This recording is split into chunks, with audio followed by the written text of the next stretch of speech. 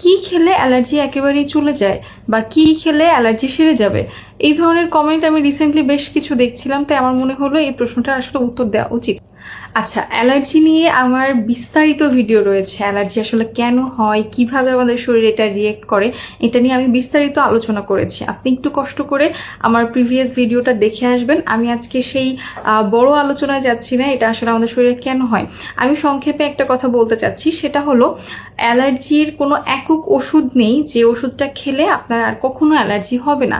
Allergy যে ব্যাপারটা, সেটা হলো বিভিন্ন জনের জন্য, মানে এক একজনের জন্য এক একটা খাবার, এক একটা জিনিসের জন্য আমাদের এই অ্যালার্জিগুলো ট্রিগার হয়।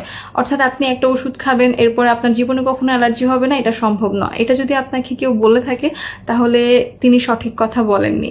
তো ব্যাপারটা হলো, আপনার যে খাবার খেলে বা যে জিনিসগুলোর কাছে গেলে, যে জিনিসগুলো আপনার গায়ে লাগলে, হতে পারে ধুলা বালি ধোয়া যে কোনো কিছু, যে জিনিসগুলোর কাছে গেলে আপনার গা হাত পা চুলকাচ্ছে বা এই অ্যালার্জিক সমস্যাগুলো হচ্ছে, আপনাকে সেই জিনিসগুলো এড়িয়ে চলতে হবে।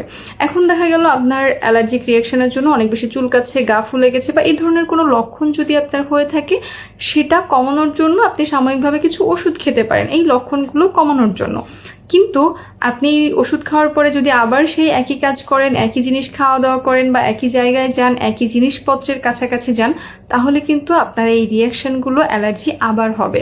এই জন্য অ্যালার্জির সমাধান একটাই, সেটা হলো আপনার যে জিনিসের সমস্যা হচ্ছে, যে খাবারের সমস্যা হচ্ছে, সেই জিনিস সেই খাবার আপনাকে এড়িয়ে চলতে হবে। অর্থাৎ অ্যালার্জিক ট্রিগার পয়েন্টগুলো আপনাকে এড়িয়ে চলতে হবে। আরও একটা কথা, সবার জন্য একই খাবার একই জিনিসে অ্যালার্জি হয় না। এক একজনের শরীর এক একটা জিনিসে সেন্সিটিভ, এক একটা জিনিসের জন্য এক একজনের অ্যালার্জি হয়। সবার একই জিনিসের জন্য হবে, ব্যাপারটা একদমই এমন না। তাই আরেকজনকে যদি আপনি দেখেন তার ওটা খেলে অ্যালার্জি হচ্ছে, এর জন্য আপনি খাবেন না, এটা করবেন না। আপনার যেটাতে সমস্যা হচ্ছে আপনি শুধু সেটা এড়িয়ে চলবেন।